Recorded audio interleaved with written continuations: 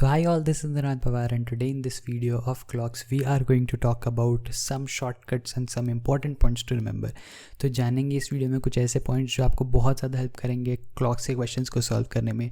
So watch the video till end you will know it all.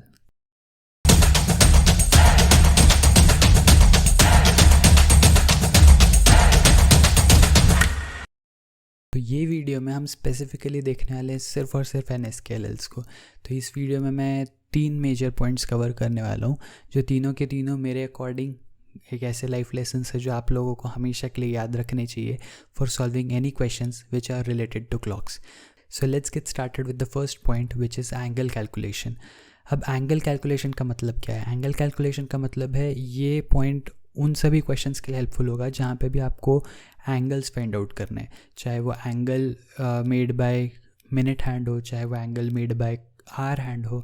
Basically कोई भी एक time पे minute hand और आर हैंड के बीच में कितना एंगल है, या कोई भी मिनट हैंड ने कितना एंगल कवर किया है एंड ऑल. तो जो भी क्वेश्चंस एंगल से रिलेटेड आपको इस पर्टिकुलर टॉपिक में मिलने वाले हैं वो सारे ही क्वेश्चंस को किस तरीके से हम सॉल्व करेंगे वो हम सॉल्व करेंगे यूजिंग दिस एंगल कैलकुलेशन का मेथड. अब एंगल कैलकुलेशन में आप लोगों को बेसिक चीज़ें जो समझनी है वो ये है कि कब कितने टाइम में कौन सा हैंड कितना डिग्री चलता है, राइट. एक बार आपको वो बेसिक अंडरस्टैंडिंग आ जाएगी तो बेसिकली फिर कोई भी क्वेश्चन अगर आपको एंगल कैलकुलेशन से रिलेटेड आता है तो आप लोगों के लिए उसको सॉल्व करना बड़ा आसान हो जाएगा, राइट. तो यहाँ पे देखते हैं सबसे पहली चीज़ कि एक मिनट में कौन सा हैंड कितना चलने वाला है.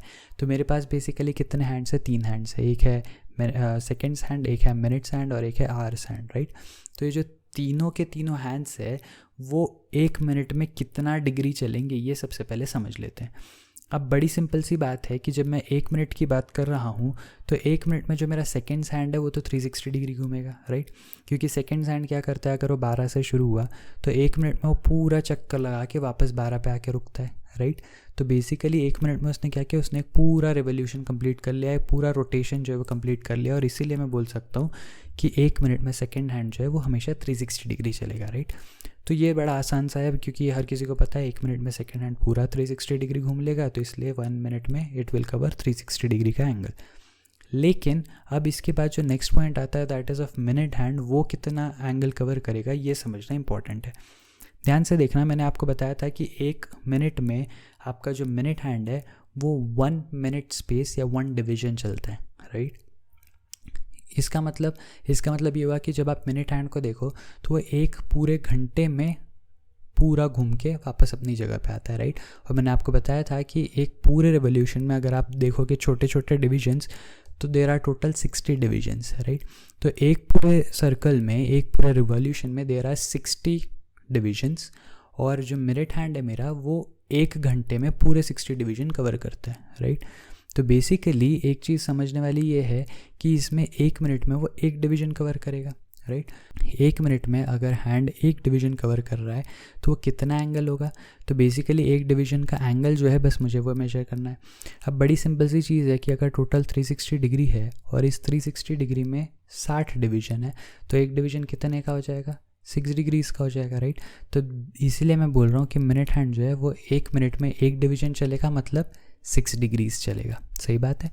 तो ये चीज़ याद रखना कि 1 मिनट में जो मेरा सेकेंड्स हैंड है वो 360 डिग्री घूम के वापस आ जाएगा, लेकिन जो मेरा मिनट हैंड है वो सिर्फ 6 डिग्री ही आगे बढ़ेगा, राइट. क्योंकि वो सिर्फ 1 डिवीजन आगे बढ़ेगा और 1 division is equals to 6 degrees होगा, राइट है. अब और एक इंपॉर्टेंट इंटरेस्टिंग पॉइंट आता है that is of next hand, that is hour hand. अब आर हैंड कितना एंगल कवर करेगा ये कैसे पता करूँगा? तो अगेन बड़ा सिंपल सा कैलकुलेशन है. आप मुझे बताओ आर हैंड एक रिवोल्यूशन कितने टाइम में कवर करता है? तो आर हैंड के जो 360 डिग्री है वो कितने टाइम में कवर होते हैं? 12 घंटे में, राइट. पिछले वीडियो का अगर बेसिक आपको याद होगा तो मैंने आपको बताया था कि जो आपका आर हैंड है वो 12 घंटे में अपना एक रिवोल्यूशन पूरा करता है. अब 12 घंटे का मतलब क्या हुआ? 12 घंटे और हर घंटे में कितने मिनट? 60 मिनट्स. तो बेसिकली 12 × 60 इतने मिनट्स में वो 360 डिग्री एंगल कवर कर रहा है. तो 1 मिनट में वो कितना डिग्री एंगल कवर करेगा यही मुझे पता करना है. तो मैं क्या करूँगा, इसके लिए x को कैलकुलेट कर लूँगा. x कैसे कैलकुलेट होगा? मुझे मिलेगा 360 डिवाइडेड बाय 12 × 60. सही है. तो यहाँ पे कट के हो जाएगा कितना? 6, और मुझे मिलेगा 6/12 दैट इज़ 0.5 डिग्री, मतलब आधा डिग्री।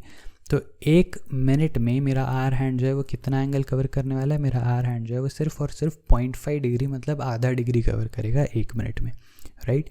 तो ये मैंने आपको रीजंस बताए इन सभी एंगल्स के। अब ये जो रिजल्ट्स आए हैं ये आप लोगों को याद रख लेने हैं, सो दैट जब कभी आपको कोई क्वेश्चन आता है तो आप लोगों को हर बार ये कैलकुलेशन करना ना पड़े, ये आपके दिमाग में फिट रहे, राइट। तो 1 मिनट में आपका जो सेकेंड्स हैंड है वो सबको पता है कि वो पूरा 360 डिग्री घूमने वाला है। जो मिनट हैंड है वो हमेशा 1 मिनट में सिर्फ और सिर्फ 6 डिग्री चलेगा, और जो मेरा आर हैंड है वो 1 मिनट में सिर्फ और सिर्फ आधा डिग्री यानी 0.5 डिग्री चलेगा, राइट।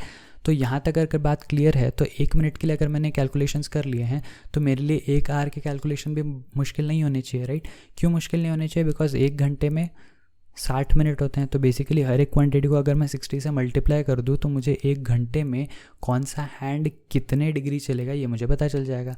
अब सेकेंड्स हैंड तो हालांकि पूरा 360 डिग्री कवर कर ही चुका है, तो 360 इंटू 60 करने से आपको कुछ एक बड़ा सा नंबर मिलेगा, उतने डिग्रीज सेकेंड्स हैंड चलने वाला है। फिलहाल 1 घंटे के लिए सेकेंड्स हैंड सिंस बहुत बड़ा एंगल कवर कर रहे हैं हम उसको कंसिडर नहीं करते। Let's get started with minute hand. Minute hand 1 minute में अगर 6 डिग्री चल रहा था तो 1 आवर में कितना चलेगा? 60 टाइम्स ऑफ दैट, राइट। तो 60 इंटू 6 अगर आप करोगे तो आपको मिल जाएगा 360 डिग्री। तो इसलिए मैंने यहाँ पे लिखा है कि मिनट हैंड जो है वो आपका 1 घंटे में 360 डिग्री एंगल कवर करेगा। सेंस भी बनाती है बात कि 1 घंटा होने के बाद में अगर आप मिनट हैंड को देखो, अगर 2 बजे लेट से आपने घड़ी देखी तो 12 पे आपका मिनट हैंड था। अब आप 3 बजे जब देखोगे तो वापस 12 पे रहेगा। एक पूरा रिवोल्यूशन ख़त्म करके वो वापस उसी नंबर पर आता है जब 1 घंटा पूरा हो जाता है। तो 1 घंटे में मिनट हैंड कितना डिग्री कवर करता है? पूरा एक complete revolution, that is 360 degree, right. बड़ी सिंपल सी चीज़ है। नाउ आर हैंड की अगर मैं बात करूँ तो आर हैंड क्या करेगा? अगेन 60 टाइम्स ऑफ 0.5, तो 60 टाइम्स ऑफ 0.5 मतलब 60 का आधा, दैट इज़ 30 डिग्री। तो आर हैंड जो है वो 1 घंटे में कितना एंगल कवर करेगा? 30 डिग्री का एंगल कवर करेगा, राइट है।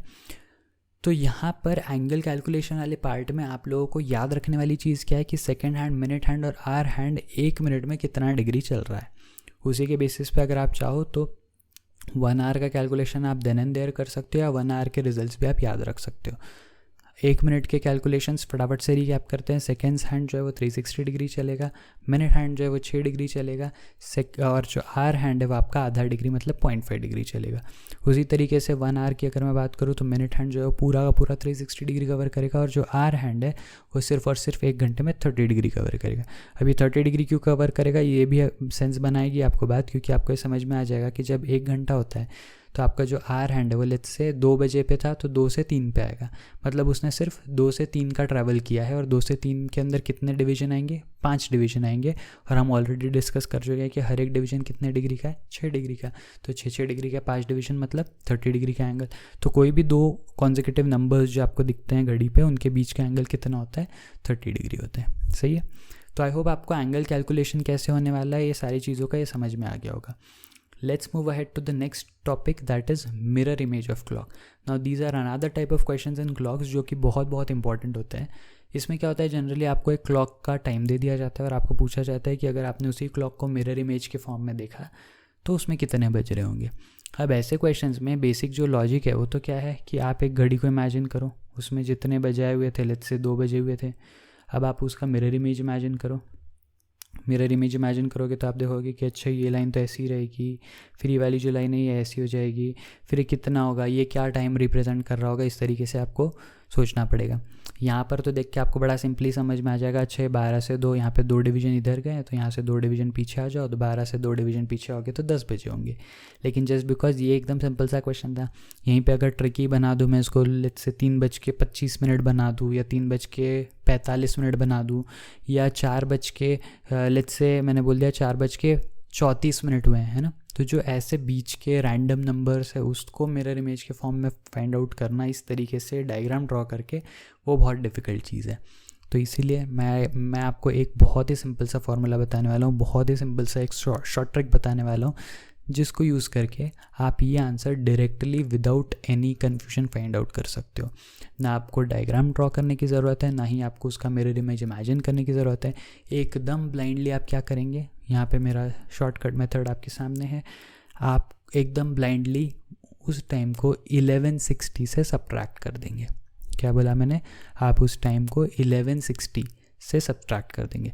अभी 1160 का मीनिंग क्या है? 1160 बेसिकली 12 घंटे ही है, लेकिन 12 घंटे को 12 आवर्स 0 मिनट लिखने के बजाय मैं 11 आवर्स 60 मिनट लिख रहा हूँ, सो दैट मेरे कैलकुलेशन जो है वो ईजी हो जाए। अब ये मैंने क्या चीज़ बोली, यहाँ पे एक एग्जांपल देख लेते हैं। लेट्स से अगर मैंने आपको बोला कि आपके पास घड़ी में बज रहे हैं 3:14, सही है। मैंने आपको बोला घड़ी में आपके 3:14 हो रहा है, इसका मिरर इमेज में कितना टाइम हो रहा होगा। अब आप ये 3:14 का डायग्राम बनाओगे, उसकी मिरर इमेज इमेजिन करोगे, ड्रॉ करोगे और फिर उसकी कैलकुलेशन करोगे। This will take a very long time. Instead अगर आप ये सिंपल स्ट्रेट फॉरवर्ड दिया हुआ NSQL अगर आप यूज़ करते हो तो आप लोगों की लाइफ कितनी आसान हो जाएगी, ये मैं बताता हूँ। आपको करना क्या है, आपको सिर्फ 1160 लिखना है और उसमें से सब्ट्रैक्ट कर देना है 3:14 को। 60 - 14 करोगे तो आपको क्या मिलेगा? 46 मिलेगा, राइट। और 11 में से 7 सब्ट्रैक्ट करोगे तो आपको क्या मिलेगा? 8 मिलेगा। तो 846 आपका आंसर हो जाएगा, स्ट्रेट अवे आंसर। आप चाहो तो जाके इसको चेक कर लो, इसका आंसर यही आने वाला है, सही है। तो बात बताने की क्या है? बात बताने वाली ये है कि जब आप कोई भी एक पर्टिकुलर टाइम अगर आपके सामने आता है, आपको कुछ नहीं 1160 से उस पर्टिकुलर टाइम को सब्ट्रैक्ट करना है and you will get your answer. What will be the time that the mirror image of that particular clock will show, सही है। तो ये था एक बहुत ही इंपॉर्टेंट वाला शॉर्टकट फार्मूला जो आप लोग कभी भी यूज़ कर सकते हो। और इस NSQL का आई वांट कि आप कभी ना भूलें, बिकॉज ये आपको बहुत सारे क्वेश्चंस में डायरेक्टली हेल्प करने वाला है, सही है। And with this I come on to my next third and last topic of this particular NSQL वाला वीडियो, जहाँ पर मैं बात करूँगा slow clock and fast clock की। तो ये भी एक टाइप ऑफ क्वेश्चंस होते हैं क्लॉक में जो जनरली आते हैं कि स्लो क्लॉक और फास्ट क्लॉक में क्या टाइम दिखेगा आपको, राइट। अभी स्लो क्लॉक और फास्ट क्लॉक का कॉन्सेप्ट क्या है इसको पहले समझ लेते हैं। स्लो क्लॉक का मीनिंग क्या होता है? स्लो क्लॉक वो क्लॉक है जो टाइम लैग करेगी। अब टाइम लैग करेगी का मतलब क्या है? जैसा कि नाम है स्लो क्लॉक, वैसा ही इसका काम है कि ये घड़ी जो है ये धीरे चलेगी। धीरे किसके कंपैरिजन में? जो मेरी सही घड़ी है उसके कंपैरिजन में। तो जो भी हमारी नॉर्मल वॉच होती है, नॉर्मल घड़ी होती है कोई भी, वो जिस स्पीड से चलती है, ये जो मेरी स्लो क्लॉक है वो उससे स्लो चलती है। स्लो चलती है तो उससे क्या होता है कि कुछ भी एक पर्टिकुलर टाइम के बाद अगर आप देखोगे, 2 घड़ी अगर आपने साथ में लगाई, एक आपकी ओरिजिनल टाइम शो कर रही है, दूसरी आपकी जो है वो स्लो घड़ी है। जब आप दोनों को सेम टाइम पे सेट करके चलाओगे तो थोड़ी देर बाद आप देखोगे कि जो स्लो वाली है वो हर थोड़े टाइम में पीछे हो जाती है। क्यों पीछे हो जाती है? बिकॉज वो ओरिजिनल स्पीड से चल ही नहीं रही है, वो ओरिजिनल स्पीड से धीरे चल रही है, राइट। उसी क्लॉक को मैं बोलता हूँ स्लो क्लॉक, जो हर थोड़े थोड़े टाइम पे देखोगे तो आपको पता चलेगा कि वो पीछे हो चुकी है। वहीं पे एक फास्ट क्लॉक आती है जो कि टाइम गेन करती है। टाइम गेन करने का मतलब क्या है कि ये ओरिजिनल घड़ी के स्पीड से ज़्यादा फास्ट चलती है, राइट। अब ये ज़्यादा फास्ट चलती है इसका मतलब क्या कि अगर 12 बजे आपने 2 घड़ियाँ ली और दोनों को 12 बजे पे सेट किया, एक जो सही स्पीड से चल रही है, दूसरी जो फास्ट चल रही है। आप 1 बजे जाके देखोगे तो एक घड़ी में ओरिजिनल टाइम 1 बजा रहेगा, लेकिन दूसरी घड़ी में 1 से ज़्यादा बजा रहेगा, राइट, जितनी भी वो फास्ट चल रही है उसके अकॉर्डिंग। अब यहाँ पे आपको समझने वाली बात क्या है? समझने वाली बात यह है कि जैसा मैंने यहाँ पे बोला कि 12 बजे दोनों सेम टाइम पे थे, 1 बजे आपने देखा तो ओरिजिनल टाइम वाली जो है जो सही स्पीड से चल रही है वो 1 बजे पे दिख रही है, लेकिन जो फास्ट वाली घड़ी है वो 1:05 पे दिख रही है, लेट्स से। तो इसमें ये नहीं हुआ कि हर 1 घंटे में वो सीधा 5 मिनट खट से आगे बढ़ गई, हर 1 घंटे तक वो नॉर्मल स्पीड से चली, उसके बाद वो 5 मिनट आगे बढ़ गई। ऐसा नहीं होता। ये जो फास्ट क्लॉक है ये थ्रू आउट फास्ट चल रही होती है, तो जो भी आपका गेन है वो पूरे एक सर्कल में, पूरे एक टाइम फ्रेम में, जितना भी टाइम फ्रेम आपने कंसिडर किया है उसमें यूनिफॉर्मली स्प्रेडेड आउट होता है, राइट। इसका मतलब क्या हुआ? इसका मतलब ये हुआ कि जो मेरी ओरिजिनल घड़ी है वो किसी एक पर्टिकुलर स्पीड से चल रही है, वहीं जो मेरी दूसरी घड़ी है वो कुछ एक्स्ट्रा स्पीड से चल रही है। तो जो एक्स्ट्रा स्पीड से चल रही है वो हर मिनट कुछ ना कुछ थोड़ा बहुत एक्स्ट्रा चलते जा रही है, और इसलिए आपको 1 घंटे बाद उसका इफेक्ट दिख रहा है कि हाँ ये 5 मिनट आगे होगी। इसका मतलब ये बिल्कुल नहीं है कि 1 घंटे तक वो नॉर्मल चल रही है और उसके बाद वो सीधा 5 मिनट आगे बढ़ रही है, राइट। तो ये एक चीज़ बड़ा क्लियरली आपको समझना पड़ेगा और इसको ध्यान रखना पड़ेगा, क्योंकि मैंने देखा है काफ़ी स्टूडेंट्स इस चीज़ में कन्फ्यूज़ होते हैं। वो सोचते हैं कि अगर 1 घंटे में 5 मिनट वो बढ़ रही है तो इसका मतलब ये हुआ कि 1.5 घंटे में वो 5 मिनट ही बढ़ी रहेगी और 2 घंटे में जाके वो 10 मिनट बढ़ जाएगी। ऐसा बिल्कुल नहीं है। ऐसा क्यों नहीं है? क्योंकि वो 1 घंटे तक नॉर्मल स्पीड से चल के फिर 5 मिनट नहीं बढ़ रही है, वो पूरे थ्रू आउट 1 घंटा ही फास्ट चलते हुए एज अ रिजल्ट 1 घंटे में 5 मिनट बढ़ रही है, राइट? तो इस चीज़ को समझ लेना कि ये जो स्लो क्लॉक या फास्ट क्लॉक का कॉन्सेप्ट है, ये through out the time period जो भी मैं कंसिडर कर रहा हूँ, through out the time period या तो स्लो चलेगी या तो फास्ट चलेगी। आफ्टर एक स्पेसिफिक इंटरवल वो आगे या पीछे नहीं जा रही है, राइट?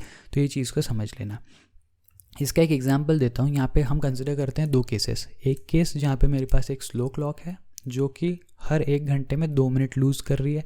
अगेन जैसा मैंने बोला, ये हर 1 घंटा होने के बाद 2 मिनट पीछे नहीं आ रही है, ये थ्रू आउट एन आवर इतनी स्लो चलते हुए आ रही है कि 1 घंटे बाद आपको दिख रहा है कि वो 2 मिनट पीछे हो चुकी है, राइट? सिमिलरली एक फास्ट क्लॉक है मेरे पास केस 2 में, जहाँ जो सेम चीज़ कर रही है लेकिन गेन हो रहा है, राइट? तो 2 मिनट वो गेन कर ले रही है हर 1 घंटे में।